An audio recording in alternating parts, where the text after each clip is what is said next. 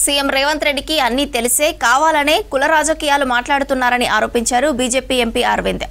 రేవంత్ హిందువులను విడదీసే కుట్ర చేస్తూ ముస్లింలకు చెంచాగిరి చేసే ప్రయత్నం చేస్తున్నారని విమర్శించారు.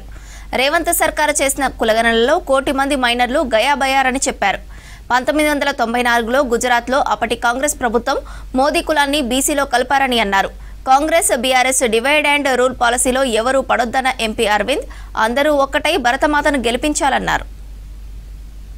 రేవంత్కి తెలియక కాదు, కావాల్సుకునే హిందువుల్ని విడదీద్దామని కుల రాజకీయాలను ప్రతిరోజు ఎవడో ఒకటి మాట్లాడుతున్నారు. 94లో కాంగ్రెస్ గవర్నమెంట్ ఉన్నది గుజరాత్లో, ఆ కులాన్ని బీసీలలో కలిపారు, మోదీ గారి కులాన్ని. 99లో దేశంలో బీసీలలో కలిపారు. 94లో కలిపినప్పుడు గుజరాత్లో కాంగ్రెస్ గవర్నమెంట్, మోదీ గారు ఎలక్టోరల్ పాలిటిక్స్ లోనే లేడు. అప్పటికి 99లో కూడా లేడు ఆయన ఎలక్టోరల్ పాలిటిక్స్ లో. ఇవన్నీ రేవంత్కు తెలియక కాదు, కావాల్సుకొని ఈ ఏదైతే కాస్ట్ సెన్సస్ అన్న ఒక సూలకోట్ల సర్వే చేసిండో అందులో కాస్ట్ సెన్సస్ పక్కకు పెట్టుంది. అసలు మొత్తం సెన్సస్ తప్పు. 1 కోటి మంది మైనర్లు 18 సంవత్సరాల లోపల ఉన్న వాళ్ళు గాయం ఉన్నారు ఈ రాష్ట్రంలో అని మొన్ననే రుజువు చేసిన.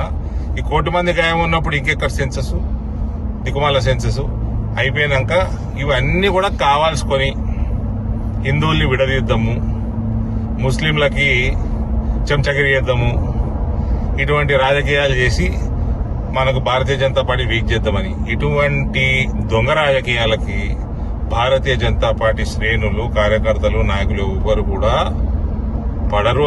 ఈ ట్రాప్ లో పడొద్దు. అందరం ఒకటై మనము భరతమాతని గెలిపియాలా, ఈ దేశాన్ని, రాష్ట్రాన్ని హిందూ రాష్ట్ర స్థాపనలో చెయ్యాలి. ఇక్కడ ఒక్కటి మాత్రం తప్పకుండా గుర్తుపెట్టుకోండి, బటింగే తో కటింగే, ఏక్ హే తో safe hey. Don't fall in the trap of Congress and TRS divide and rule policy.